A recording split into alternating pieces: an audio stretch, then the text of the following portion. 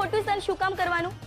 તમે તમે નાનપણથી અમને એમ જ શીખ્યું છે ને કે બેટા ખોટું સર નહીં કરવાનું. તો પછી આ વખતે કેમ? બીજલ, મેં શું કહ્યું તું કે નિર્ણય પપ્પા લેશે? તો પછી પપ્પાએ જે પણ નિર્ણય લીધો છે એ આપણે માનવો રહ્યો. ના, હું નહીં માનું ને હું પપ્પાને પણ નહીં માનવા દઉં. બાને પણ તો ખબર પડવી જોઈએ કે એમણે આપણી સાથે કેટલું ખોટું કર્યું છે. ને એમની આ ચોરીની આદત છે ને રાહુલભાઈમાં પણ આવી છે. તો તું જ મને કે કોઈ કે તો અવાજ ઊંચો કરવો પડશે ને. બીજલ, જીદ નહીં કર ને પપ્પાની આખી વાત સાંભળ કે પપ્પા કયા કારણસર બાની વિરુદ્ધ ફરિયાદ કરવા નથી માંગતા. શું કારણ હોઈ શકે કિંજલ? અને પપ્પા, તમે પ્લીઝ એમ ના કહેતા કે આપણને આપણા પૈસા મળી ગયા ને, હવે ચોરીને ચીકણું કરવાની કઈ જરૂર નથી. મન મોટું રાખતા શીખો. પણ પપ્પા, 5 લાખ રૂપિયા નાની મોટી રકમ નથી. અને હા, તો ભગવાનની કૃપા છે કે તમે સાજા છો, તમને કાંઈ નથી થયું. પણ જો તમને કાંઈ થઈ ગયું હોત તો પછી અમારું શું થાત?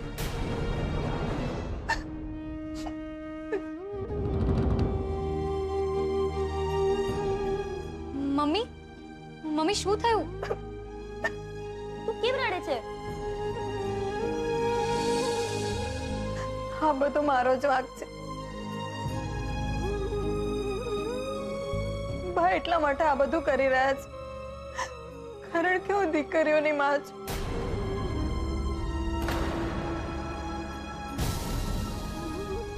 પણ પરિવારને દીકરો નથી આપી શકી ને એટલે. નહીં, એવું નથી. એવું જ છે પપ્પા. નહીતર તમે જ વિચારો, બાકી તમારા સાવકીમાં થોડા છે. તો પછી કોઈ પોતાના સગા દીકરા સાથે આવું કરે?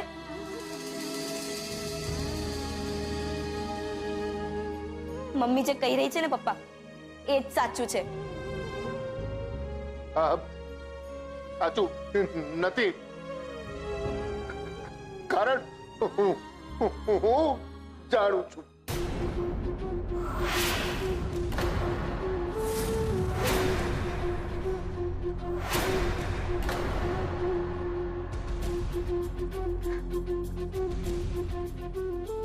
બાપુજી જમી રહ્યા હતા. હું પતંગની કન્ની બાંધતો હતો. હું એ વખતે 8 વર્ષનો હતો અને રાઘવ 5 વર્ષનો.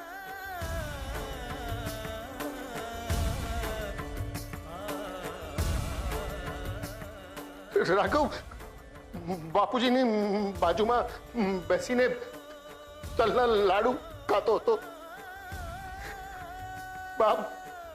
બાપુજીને પીરસી રહ્યા હતા. એ મકર સંક્રાંતિનો દિવસ હતો. આજે તમારી ભાવતી દાળ બનાવી છો, ગોળ અને કોકમ નાખીને. સરસ બની. લે, આ તમે લ્યો ને તલની લાડુડી.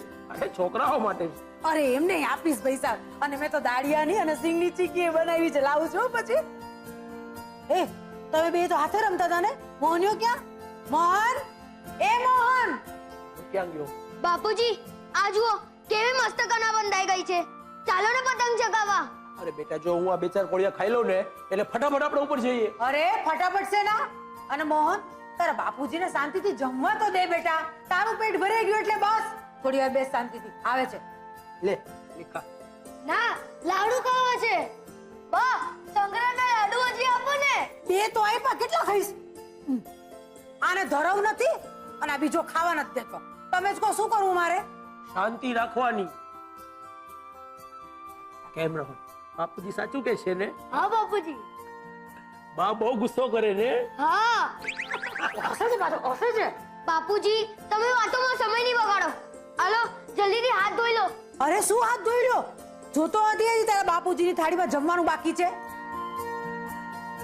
અરે ભાઈ સાહેબ 2 મિનિટ મોડો પતંગ ચગાવીશ તો કઈ તારો ગરસ લૂંટાઈ જવાનો છે? કીધું ને શાંતિથી બેસ. પણ બા હવા બદલાઈ જશે. ભલે બદલાઈ જતી. સાંભળતો કેમ નથી? કીધું ને ચૂપચાપ બેસ. બા હું જાઉં છું એકલો પતંગ ચગાવવા.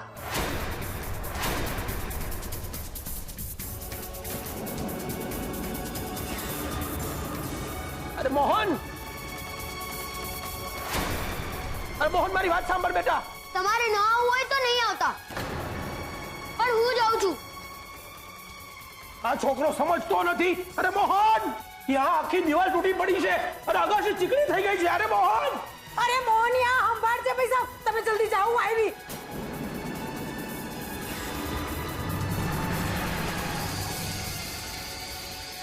મોહનિયા સંભાળ છે ભાઈ સાહેબ. છોકરો સાંભળતા નથી. એ લાડવામુ હાલ જલ્દી. એ ભગવાન હાલ માર ભેગો.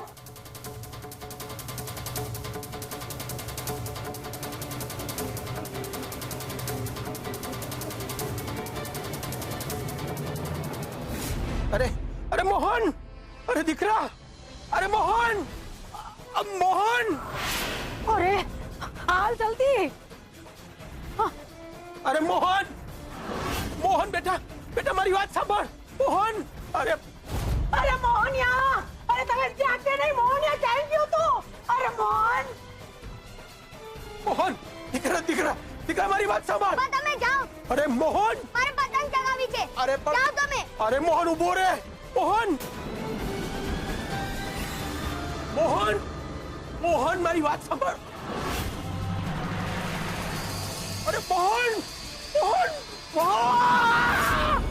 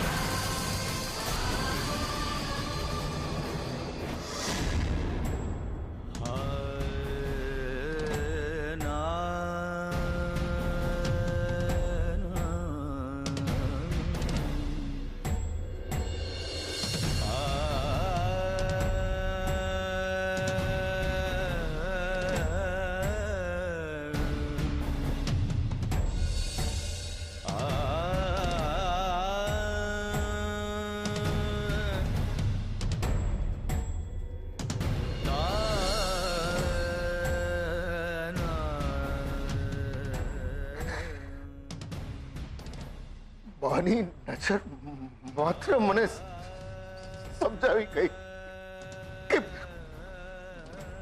બાપુજીનો કોની હું છું.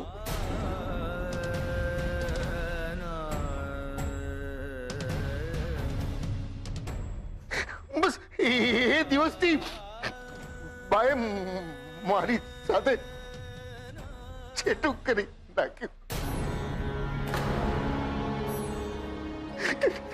જ્યારે જ્યારે તક મળી ત્યારે પતિ કડવાશ મારા પર છોડતા ગયા. હું સહન કરતો ગયો.